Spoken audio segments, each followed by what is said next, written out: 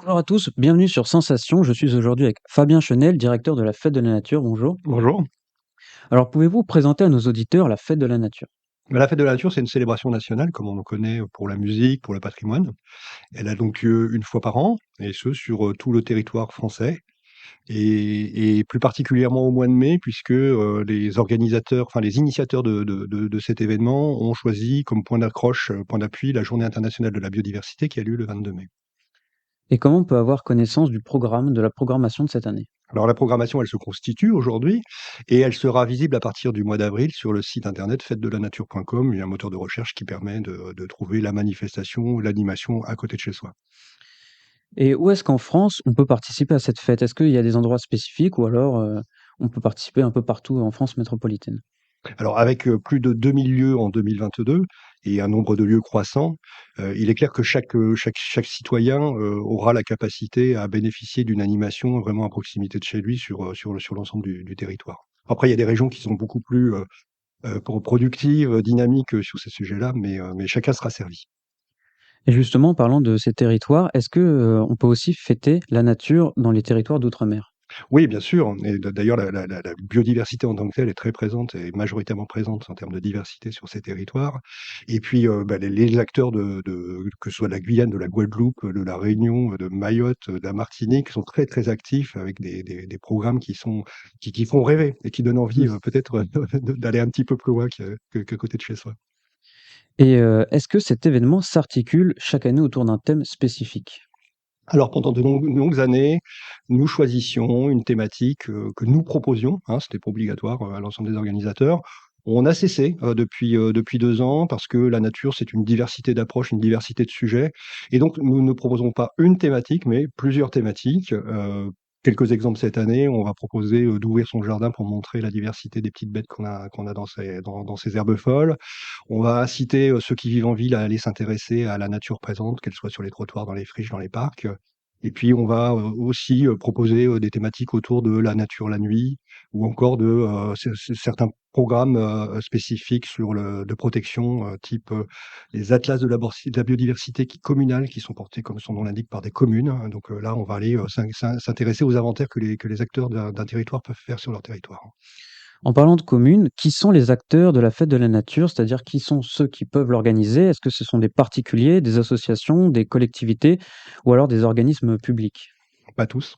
Tous? Tous. À l'origine, ce sont les organismes qui s'occupent de la protection de la nature qui ont été à l'initiative de cette, manifestation, nationale, que ce soit, le Comité français de l'Union internationale de conservation de la nature, suivi par des grandes, ONG, France Nature Environnement, la LPO, les réserves naturelles de France et cetera. Mais aujourd'hui, la fête de la nature, c'est comme la fête de la musique, hein. Vous pouvez prendre un instrument et aller jouer sur le trottoir si vous avez envie, le 21 juin. Et bien pour la fête de la nature, vous pouvez ouvrir votre jardin ou aller, emmener un groupe, vos amis, votre famille, pendant les 5 jours de fête, du 24 au 29 mai, et bien leur proposer, un temps de découverte et d'exploration. Vous parlez de la fête de la musique. Est-ce que l'objectif de la fête de la nature, c'est de devenir un événement incontournable, de ce mois de mai, comme la fête de la musique peut l'être en juin? Bah, ça l'est déjà, Vous voyez déjà? ça l'est déjà. Ça l'est déjà, c'est un événement qui est attendu par les communes, elle représente aujourd'hui plus de 50 des organisateurs et de la programmation. Voilà, et elle grossit d'année en année. Alors il est vrai qu'elle se développe moins vite, qu'un événement comme la fête de la musique qui a été porté par un ministère et un ministre à l'époque. Nous, ce n'est pas notre cas. On est accompagné et on a un partenariat avec le ministère de la Transition écologique. Mais voilà, petit à petit, la fête de la nature s'est installée. Elle est présente de même en Suisse, aux Pays-Bas, au Québec. Voilà, donc un événement qui est attendu aussi par la presse qui nous sollicite chaque année pour savoir, quel sera le contenu. Donc oui, elle a pris place. Elle est donc développée aussi à l'international. Est-ce que vous portez aussi ce projet à l'international ou c'est d'autres organismes qui l'organisent? Alors on accompagne, pour la mise en place, sachant que, la nature elle est traitée de façon très différente d'un pays à l'autre. On peut pas avoir un modèle type d'un événement comme celui-ci, on peut le suggérer. Les acteurs aussi ne sont pas les mêmes. Il y a des pays dans lesquels les ONG sont très peu diversifiés. Voilà, donc chacun a son rythme, chacun a sa façon de faire et on est en relation avec, tous ceux qui les portent, au niveau de leur pays. La Suisse a vu la naissance d'une association Fête de la Nature, et on est en échange permanent. Et puis, sur d'autres pays tels que le Maroc, par exemple, ce sont plus des groupes de personnes que l'on va accompagner. Pensez-vous que cet événement est l'occasion de faire progresser la connaissance du grand public sur la biodiversité, mais aussi sur les milieux naturels? Bah, c'est son objectif, hein. L'objectif, c'est bien d'aller, vivre, l'expérience de la nature, alors par une observation, par, un accompagnement pour apprendre à reconnaître, mais ce dans la nature. Donc oui, de toute façon, la plupart enfin, les activités qui sont référencées sur fêtedenature.com sont passées par notre prisme, par l'équipe de la Fête de la Nature, qui les évalue et qui les publie parce qu'elles respectent un certain nombre de critères, dont celui de faire progresser la connaissance sur la nature, mais aussi d'émerveiller et d'emmener dans la nature. 2022 a été une année un peu spéciale car elle a encore été plus marquée par le changement climatique. On a encore en mémoire les immenses incendies de l'été dernier ou encore les températures assez élevées qu'on a eues pendant l'hiver et qu'on a encore. Alors pourquoi dans ce contexte c'est si important de célébrer, de fêter la nature? Bah, la nature souffre, la nature, elle est nécessaire pour nous. Et puis, parallèlement à cela, et on le voit aussi un peu par le regard que portent nos concitoyens sur ces événements-là, qui le vivent avec surprise. On est de plus en plus coupé de la nature, du vivant. Donc, oui, la fête de la nature, elle a cet intérêt qui est de permettre de se reconnecter peut-être à l'essentiel, et puis au non-vivant enfin, aux vivants qui nous entourent et au non-humain. Justement, avec la crise du Covid, beaucoup de gens ont cherché à quitter Paris ou de quitter les grandes villes en général pour la campagne. Est-ce que pour vous, vous interprétez cela comme une volonté de renouer, de se reconnecter avec la nature et pourquoi c'est important aujourd'hui de se reconnecter avec la nature, mais aussi avec la biodiversité? Alors, je pense qu'il y a plein il y a plein de critères et plein d'éléments qui ont motivé et qui motivent cette envie d'aller vivre à la campagne, ou en tout cas en région.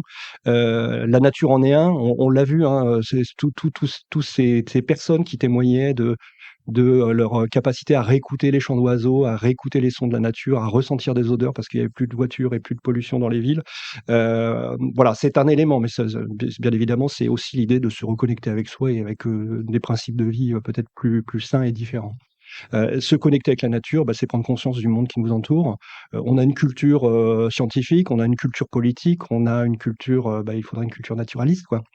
Voilà, elle était bien évidemment l'objet d'enseignement ou de transmission de par le passé. Elle se perd, donc pas meilleur moyen que d'aller avec ceux qui la connaissent pour apprendre. Cette culture naturaliste, est-ce que vous pensez qu'elle est assez développée aujourd'hui ou est-ce qu'on devrait plus la développer? Non, elle est pas assez développée. Elle est pas assez développée.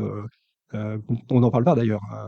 Voilà, vous connaissez votre écosystème, vous connaissez le plan du métro de Paris, mais est-ce que vous connaissez les espèces qui vous entourent, et est-ce que vous avez la capacité à analyser le bruit qui vous entoure quand il n'est pas celui de l'humain? Voilà, c'est une vraie question. Justement, en parlant de Paris, est-ce que vous pensez que les villes doivent se reconnecter avec la nature? Par exemple, est-ce que Paris doit devenir une ville plus verte? Là, on a peut-être la capacité, Toute la question. c'est toute la question. Est-ce que vous pensez donc que toutes ces villes-là doivent renouer avec le vert, plus d'espace vert pour mieux anticiper donc le changement climatique ou alors pour mieux renouer avec cette biodiversité? Alors c'est bon, c'est l'évidence. Après, structurellement, il y a des villes pour qui c'est plus facile. Paris, vous regardez un plan de Paris, voilà, trouver les espaces verts, trouver les espaces de végétation, ils sont très, très peu nombreux.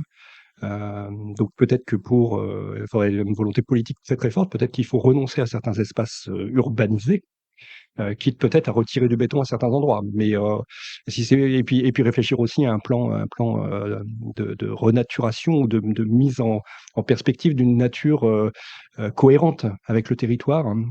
Ça pose la question de ce qu'on plante et de quand on le plante et pourquoi on le plante. Est-ce que c'est pour des objectifs, esthétiques ou pour créer un écosystème? Et est-ce que la fête de la nature peut aussi se fêter dans ces grandes zones urbaines? Oui, alors elle se fête, mais j'invite tout le monde à regarder le programme, sur la ville de Paris. Vous le verrez, c'est surtout dans des petits espaces qui sont des jardins partagés, qui sont, ces espaces, quasi remis en place par des personnes volontaires. Après, si on a envie de vraiment aller, prendre un bain de nature, il faudra aller un petit peu plus loin que les grandes agglomérations, d'aller dans les forêts, d'aller dans les espaces naturels protégés, sur le littoral, voilà.